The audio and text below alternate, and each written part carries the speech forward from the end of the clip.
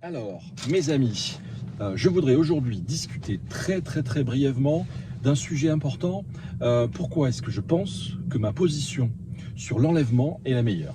Je vais vous résumer rapidement les théories sur l'enlèvement. Les théories sur l'enlèvement sont les suivantes.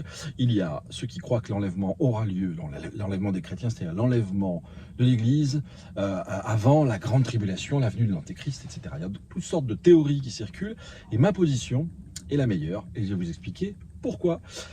J'ai longtemps cru à l'enlèvement avant la tribulation. Quand je me suis converti, j'ai cru que ça faisait partie du package. Donc j'ai aimé Jésus, j'ai aimé recevoir les enseignements, c'était fabuleux. J'étais tout feu tout flamme, c'était merveilleux. Et j'ai jamais remis en question ça. Enfin, j'ai jamais vraiment creusé personnellement ces sujets. Et donc j'ai longuement réfléchi à tout ça. Et avec le temps, ça fait maintenant 33 ans, 34 ans que je suis converti. En septembre, ça fait 34 ans. Et donc, avec le temps, j'ai remis tout ça en question. Donc, les théories sur l'enlèvement sont les suivantes. Il y a l'enlèvement avant la grande tribulation, l'enlèvement au milieu de la tribulation, et l'enlèvement après la tribulation, c'est-à-dire à la venue du millénium, le jugement dernier, etc. Alors, la question... pour quelle raison je fais cette vidéo et pour quelle raison je vous dis que ma position est la meilleure? Je vous dis souvent, c'est bon que les chrétiens soient armés. Comment? Oui, c'est bon que les chrétiens soient armés de la pensée qu'ils vont devoir souffrir pour leur témoignage à rendre à Jésus-Christ. Souvent on dit le chrétien doit être quelqu'un de prospère et souvent je dis aux gens mais la prospérité, c'est le signe de l'approbation divine dans l'ancienne alliance. Et le signe de l'approbation divine dans la nouvelle alliance, c'est bien souvent, malheureusement, comme Jésus le dit, la persécution. Et ma position donc est la meilleure, et je vais vous expliquer pourquoi. C'est très simple. Pour être enlevé, qui peut être enlevé? Si vous écoutez les différentes théories, ça vous met dans une anxiété et un stress considérable. Or, dans l'Épître aux Thessaloniciens, je crois, il est dit que Dieu crée en nous le vouloir et le faire, ça c'est dans l'hébreu, mais qu'il crée en nous les choses qu'il a envie d'y trouver, si vous voulez. Et le repos de l'esprit, la sanctification de l'esprit, comme il est dit aussi, je crois, dans Jude, ce sont des choses que Dieu crée et produit en nous, de façon à ce que nous puissions satisfaire à ses exigences. Parce que les personnes qui ont été enlevées dans la Bible, il n'y en a pas des masses. D'abord, il y a une première personne qui était Moïse, dont le corps a été enlevé et caché par Dieu ou par le diable, je ne sais pas. Ensuite, il y a Noé qui a été présent pendant le jugement, mais qui a été, à chaque fois, à mesure que le jugement gonflait, que les eaux du jugement gonflaient, Noé montait plus près de Dieu, Noé et sa famille, 8 personnes. Mais les personnes qui ont été enlevées, c'est très simple, c'est Élie, enlevé sur un char de feu, vu par son serviteur. C'est Enoch, marchant avec Dieu 300 ans, puis il a été enlevé par Dieu le prit, voilà, Dieu l'a pris, enlevé. On pourrait dire la même chose de l'évangéliste Philippe qui a été enlevé, transporté par Air Saint-Esprit à un autre endroit. Bon, ça c'est un détail, mais évidemment, l'archétype des personnes qui ont été enlevées, c'est Jésus-Christ. Et qu'est-ce qui fait qu'on va être enlevé? Qu'est-ce qui fait qu'on satisfait les exigences de Dieu? Qu'est-ce qui fait qu'on est sanctifié, qu'on est qualifié? Parce que si vous écoutez les gens qui nous parlent d'enlèvement, l'enlèvement secret aussi, sont les gens qui croient dans les doctrines de Watchman Nee. Je suis très proche de ces doctrines-là, mais il y a une forme d'élitiste. Et souvent je dis, mais pour quelle raison? Pourquoi diable? Pour quelle raison Dieu enlèverait-il ses troupes d'élite au moment où le monde en a le plus besoin? Le monde a vraiment besoin d'être impacté par des gens qui croient dans le message de l'évangile, qui vivent un message, une démonstration d'esprit et de puissance. Et pour quelle raison Dieu enlèverait-il ses troupes d'élite au moment où le monde a besoin d'être impacté par l'évangile? Ça n'a pas de sens. Et donc je dis, pour être enlevé, pour satisfaire aux exigences de Dieu, il faut être entièrement sanctifié. Et ça crée chez beaucoup de gens une certaine anxiété, parce qu'ils se disent, mais est-ce que, vous savez, hein, c'est les disciples qui sont là autour de Jésus, et puis Jésus qui dit à un moment, l'un de vous me trahira. Et puis ils sont tous là, d'abord ils fanfaronnent, et puis tout d'un coup, ils sont tous là, ils glissent à l'oreille du Seigneur, ils disent, est-ce que c'est moi, Seigneur? Le doute les étreint. Et au fond de chacun de nous, ces doctrines-là créent le doute et l'anxiété. Et on se dit, mais est-ce que je vais être sanctifié suffisamment pour faire partie de l'enlèvement? Et j'ai d'abord un petit message d'espoir, enfin un gros message d'espoir à vous adresser, c'est que vous ne pouvez rien faire pour satisfaire aux exigences de Dieu. Jésus-Christ a tout accompli. Qu'est-ce que nous devons faire pour faire les œuvres de Dieu, disent les disciples à Jésus, c'est dans l'évangile de Jean. L'œuvre de Dieu, c'est que vous croyez au nom de son Fils unique. Et par la sanctification de l'Esprit, c'est l'Esprit de Dieu lui-même qui va vous rendre capable de satisfaire aux exigences de Dieu pour entrer dans son royaume. Parce qu'il y a ceux qui vont voir le royaume de Dieu, comme disait Jésus à Nicodème, et il y a ceux qui vont entrer dans le royaume de Dieu. Moïse a vu, mais il n'est pas entré dans le royaume. Vous voyez, pourtant Moïse était un homme incroyablement béni et mis à part pour Dieu, qui a servi Dieu fidèlement pendant des années, mais voilà, il n'a pas pu entrer dans ce repos-là, quoi qu'il soit entré dans son repos, et à mon avis, ses œuvres aussi le suivent.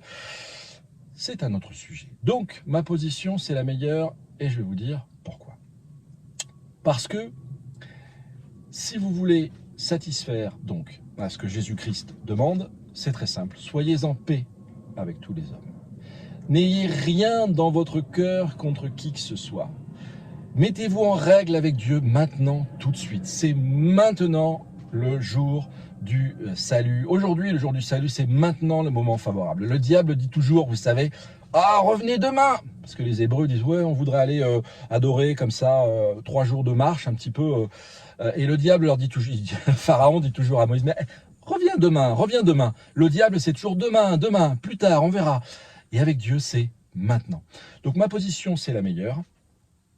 N'ayez rien dans votre cœur contre qui que ce soit. Et armez-vous de la pensée que vous allez souffrir. Et donc, si, d'aventure, le Seigneur vous enlève à une souffrance, à un malaise planétaire qui va se produire, écoutez, tant mieux. Mais si ça ne devait pas arriver, parce que on parle souvent des chrétiens qui vivent la persécution, mais une immense partie des chrétiens vivent la persécution dans le monde. Et donc, peu nombreux sont ceux qui vivent en Occident, dans un endroit de paix. C'est ma fille Anastasia. Fille Anastasia, je fais une vidéo là. Elle rentre du collège. Attends chérie, je fais une vidéo, 2 secondes. 2 secondes, bonjour ma chérie. 2 secondes. On a un problème, ils l'ont oublié pour le latin. Ils ont oublié qu'elle faisait du latin. Bref, donc, le chrétien moyen dans ce monde vit la persécution. Et les seuls qui sont exempts de persécution, ce sont les chrétiens occidentaux. Et les chrétiens occidentaux, depuis Éphrem le Syrien, puis ensuite les Irvingiens, qui étaient un réveil charismatique catholique du 19e siècle, puis ensuite John Nelson Darby, qui, je vous le rappelle, est pédobaptiste et croit à la succession apostolique, hein. Puis ensuite, c'est Charles Scofield, puis ensuite les pentecôtistes primitifs, puis ensuite toutes les différentes sectes pentecôtistes, tous ont prêché, c'est quelque chose qui est très communément répandu de nos jours, tout le monde croit que vous allez être enlevé, que les pilotes de ligne vont disparaître, que les avions vont se cracher, que les taxis vont finir dans les murs avec des gens dedans et qu'il va rester juste les vêtements du chauffeur de taxi ou du pilote d'avion pendant que l'avion s'écrase, enfin des trucs complètement farfelus et délirants. Je dis franchement, je n'y crois plus. J'y croyais parce que j'étais dans le package, j'ai accepté Jésus-Christ et ses doctrines étaient venues. Puis d'ailleurs, c'était merveilleux.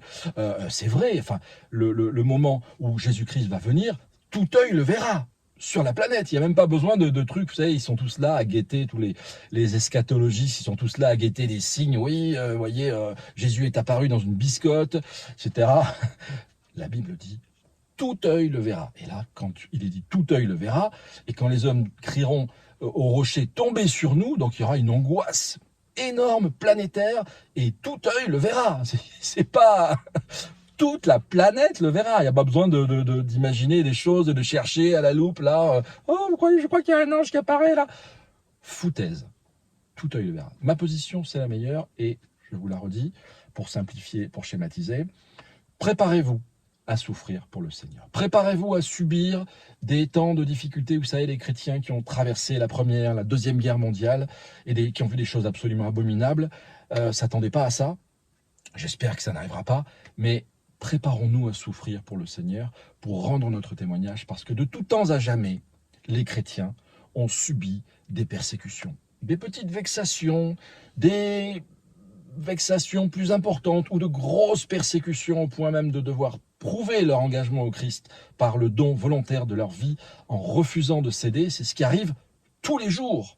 Tous les jours. C'est arrivé encore tout récemment au Nigeria, je crois.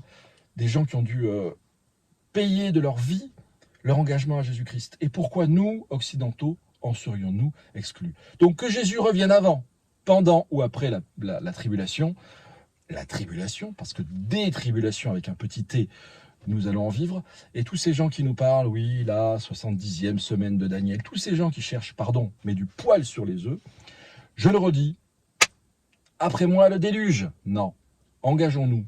Jésus-Christ ne va pas enlever ses troupes d'élite au moment où le monde en a besoin. Soyons des évangélistes de feu, de puissance, d'onction, comme on dit, peu importe. De toute façon, si tu as reçu le Saint-Esprit, si tu parles en langue, tu as tout ce dont tu as besoin pour aller annoncer l'évangile. D'accord? Tu n'as pas besoin d'autre chose. Tu as reçu toute la puissance et je peux te dire que les signes accompagnent, non pas, comme dit l'apôtre Pierre et Jean quand ils rencontrent le mendiant à la porte, appelé la Belle, hein, le gars dit, oh purée, mais cette puissance que vous avez, c'est exceptionnel.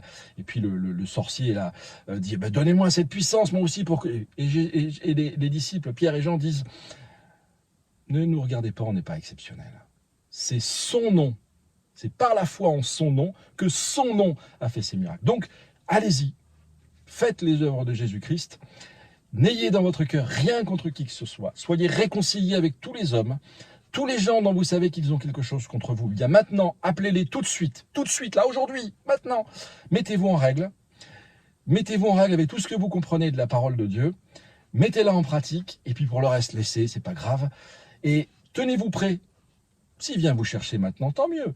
S'il vient au milieu mais armez-vous de la pensée que vous allez souffrir pour Jésus-Christ, comme tous les croyants de toutes les époques. Et évidemment, dans notre époque contemporaine, partout sur la Terre, comme en Inde, comme au Pakistan, vous avez vu ce qui s'est passé récemment. Pourquoi nous, occidentaux, au nom de quelles règles, au nom de quelles lois, au nom de quelle supériorité serions-nous épargnés? Ah ouais, mais ça arrive en Haïti, là-bas, parce qu'ils sont maudits, mais tu parles, mais regarde ce que nous faisons, nous, on n'est pas mieux.